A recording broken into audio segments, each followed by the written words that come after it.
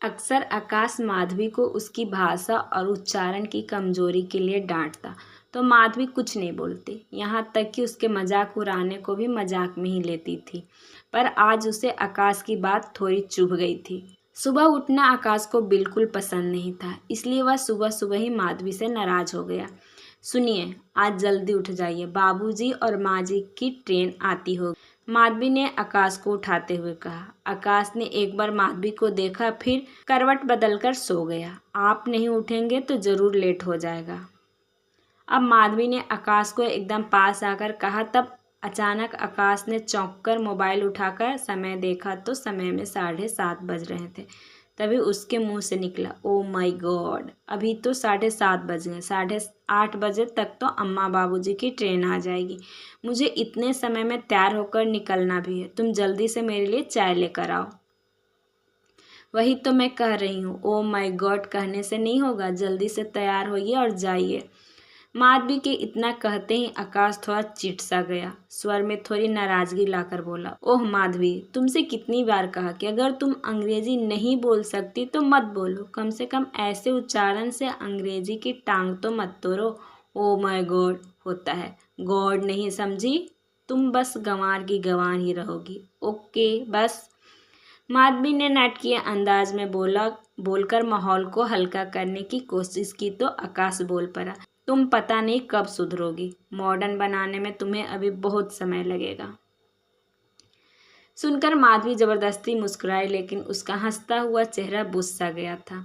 ऐसा पहली बार नहीं हुआ जब आकाश ने उसकी बोली और भाषा के उच्चारण पर ऐसे कटाक्ष न किए हों। उसका मन किया कि वह आकाश से पूछे कि मैं किस बात में कम हूँ जो मुझसे ऐसा व्यवहार करते हैं। दरअसल उत्तर प्रदेश के ग्रामीण इलाके से आई माधवी गांव के स्कूल में पढ़ी थी और उसके बाद कॉलेज भी उसने पास के शहर से किया था। शुरू से हिंदी माध्यम से पढ़ाई किया था, इसलिए अंग्रेजी में उसका हाथ थोड़ा तंग था। चलो, व्याकरण तो उसने अच्छे से पढ़ा था, तो उससे लिखित में तो गलती नहीं होती थी। हाँ, उच्चारण में प्रदेश विशेष की झलक आ जाती थी, हिंदी का टोन आ जाता था। वैसे तो वह शुरू से जो काम सोच लेती वह करके रहती थी, पर उसका उच्चारण उसमें उसका बस नहीं था। माधवी के घर में खरी बोली वाली हिंदी बोली जाती थी, उस पर सरस्वती का वरदहस्त था। उसकी आवाज़ में हिंदी कविता और गाने सुन लेना कोई भी मुग्ध हो जाता था। किसी भी पूजा पाठ में गणेश वंदना और सरस्वती वंदना गाने के लिए माधुरी को ही बुलाया जाता था। हिंदी में इतना सधा हुआ स्वर और उससे भी स्पष्ट उच्चारण माधवी का था। लगता है उसके इन गुणों का महत्व आकाश के लिए कुछ नहीं था। वैसे माधवी स्वर गुण संपन्न थी, पर इस अंग्रेजी का क्या करे बेचारी। उसके कॉलेज में और स्कूल में भी किसी ने अंग्रेजी ठीक से नहीं पढ़ाई थी और कई शब्द तो उसने शादी के बाद आकाश के मुंह से ही पहली बार सुना था और उसका सही उच्चारण सीखा था। ऐसा अक्सर होता है, जब हम किसी के मुंह से सुनते हैं और किसी शब्द को बार बार इस्तेमाल करते हैं तो उसका सही उच्चारण हम करना सीख जाते हैं। नहीं तो हम अपने अंदाज़ा से जिन अक्षरों को जोड़कर कोई शब्द बनाते हैं उसी के अनुसार उसका उच्चारण करने की कोशिश करते हैं। माधवी की बोली में स और श, र, अ के उच्चारण में बहुत गड़बड़ होता था, जबकि आकाश शुरू से ही शहर में रहा था और शहर में रहने की वजह से उसका रहन सहन एकदम टिप टॉप था। इसके अलावा उसमें थोड़ी दिखावे की प्रवृत्ति ज़्यादा थी, इसलिए वह लोगों को यह दिखाता रहता था कि वह शुरू से ही शहर में पला बढ़ा है और बहुत ही मॉडर्न है, इसलिए अंग्रेजी बोलता था। और उसने जॉब में आने के बाद जब मुश्किल होने लगी तो पार्ट टाइम इंग्लिश स्पीकिंग का कोर्स भी कर लिया था, जिससे उसका उच्चारण और भी साफ हो गया था। पर वह कितना भी मॉडर्न हो, उससे क्या होता है। उसकी नज़र में तो उसकी पत्नी का जरा भी सम्मान नहीं था, क्योंकि वह गांव से आई थी और साथ ही उसकी भाषा में गांव का एक पुट रहता था।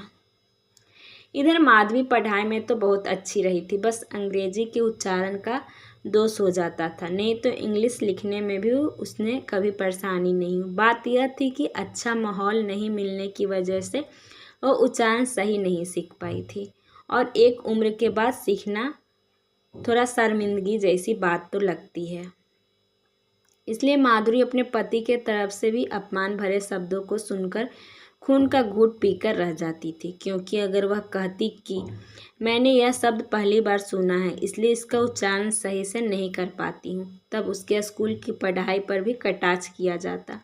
इसलिए वह आकाश के समक्ष कोशिश करती कि इंग्लिश ना ही बोले और इंग्लिश वाले शब्द बोलते हुए बहुत सतर्क रहती थी कि कहीं गलती न हो जाए। इस वजह से उस पति पत्नी का रिश्ता समान नहीं रह पाता था और ऊपर से आकाश उस पर जाहिल गंवार जैसे शब्द अंग्रेजी में बोलकर उस पर कटाक्ष भी करता था और उसे अपमानित करने की कोशिश करता रहता था। माधवी आकाश के साथ बीच बीच में अपने सास ससुर के पास हो आती थी। अब पहली बार उसके सास ससुर उसके घर आ रहे थे। उन्हें लेने आकाश स्टेशन जा रहा था। अभी माधवी गर्भवती थी, इसलिए आकाश के साथ स्टेशन नहीं जा रही थी। अब आकाश के माता पिता यानी माधवी के सास ससुर आए, तब उन्होंने भी इस बात को गौर किया कि आकाश जब तब माधवी का अपमान कर रहा है, वह भी एक विदेशी भाषा के सही उच्चारण नहीं होने की वजह से। तब उनके अपने बेटा आकाश की बुद्धि पर तरस आने लगा। 1 साल होने को आए थे आकाश और माधवी के विवाह को। इस बीच में वह कई बार ससुराल गई थी और सास ससुर के साथ रहने का भी मौका मिला था। वह अपने मधुरभाषी सुशील बहू को बहुत पसंद करते थे और यह भी जानते थे कि ऊपर से चांद दिखने वाली उनकी बहू पर माता सरस्वती का वरदान है। जैसा ज्ञान और संस्कार लेकर आई है बहू, संस्कृत के श्लोक उसे यूं कंठस्थ याद थे, सुनकर आश्चर्य होता था। कविताएं तो यूं रस ले लेकर डुबोकर पढ़ती थी जैसे कि काफ़ी महीनों से प्रैक्टिस कर रखी हो। और हिंदी में किसी भी कवि का लेखक का दोहे और कविताएं उसकी छूटी नहीं थी। खुद भी बहुत अच्छा लिखती थी माधवी। आकाश कभी माधुरी की कविताएं ना तो सुनता और न ही सुनने की कोशिश करता था। अगर सुन भी लेता तो उन कविताओं उन कहानियों का मर्म समझ नहीं पाता, क्योंकि वह दिखावे की दुनिया में जी रहा था और अपनों से ज़्यादा गैरों का परवाह करता था।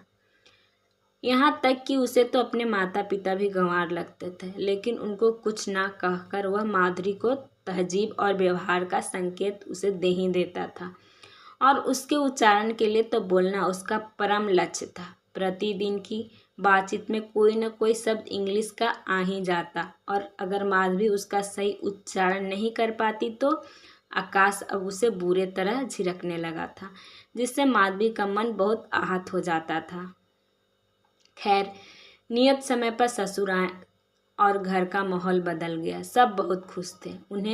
उन्हीं दिनों सावन और कजरी को लेकर सोसाइटी के पार्क में त्यौहार मनाया गया और शाम को क्लब में सभी महिलाएं नृत्य प्रदर्शन करके गीत गाकर कविता सुनाकर उल्लास मनाने वाली थी और सबको बुलाया भी गया था।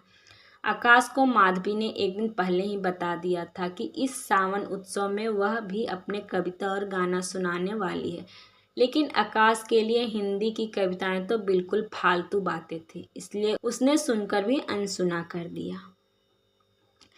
बहरहाल माधवी उस दिन नियत समय पर सावन उत्सव में पहुंची और साथ में सास ससुर भी गए थे। हरी साड़ी, मेहंदी, कलाई में लाल चूड़ियाँ और रुचिकर श्रृंगार किए हुए आज माधवी बिल्कुल अलग ही लग रही थी। उस दिन कुछ संयोग लगा कि आकाश घर की चाबी नहीं ले गया था। जब ऑफिस से आया तो घर ताला लटका था।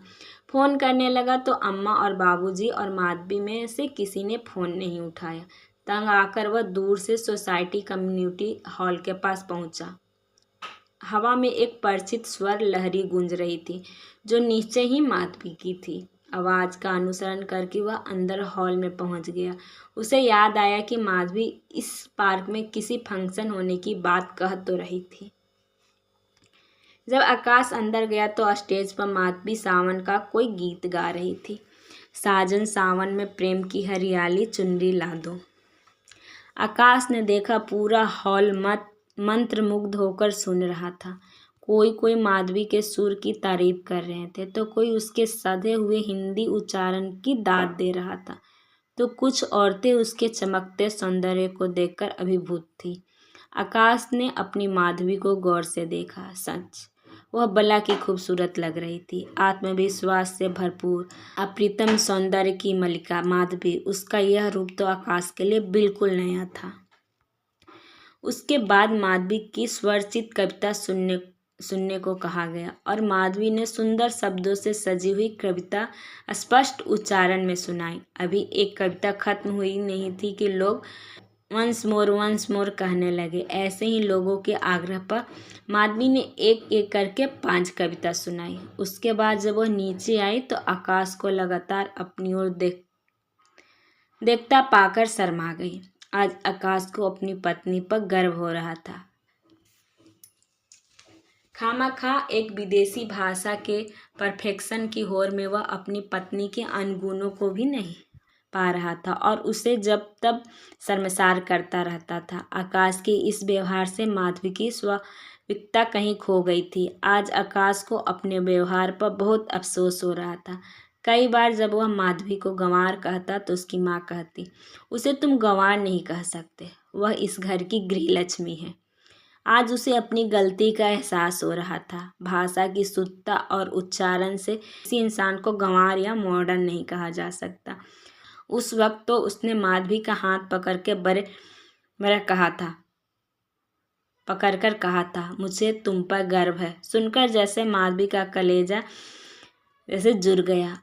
अब आकाश माधवी को बहुत इज्जत करने लगा था। उससे इंग्लिश की किसी शब्द का सही उच्चारण नहीं हो पाता तो आकाश उसे प्यार से सुधार देता था, जिससे माधवी को जरा भी बुरा नहीं लगता था।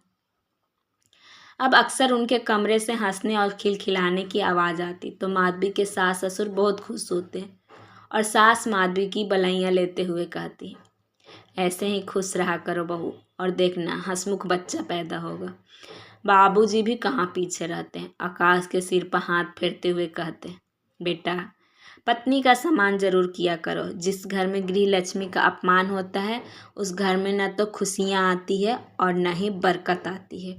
और सुखी दाम्पत्य जीवन की इस राज को आकाश भी समझ गया और माधवी को सम्मान करने लगा था और पति से प्रेम और सम्मान पाकर माधवी खिली खिली रहने लगी थी। अगर आप सबको कहानी पसंद आया तो please like, subscribe, comment, share ज़रूर कीजिएगा। धन्यवाद।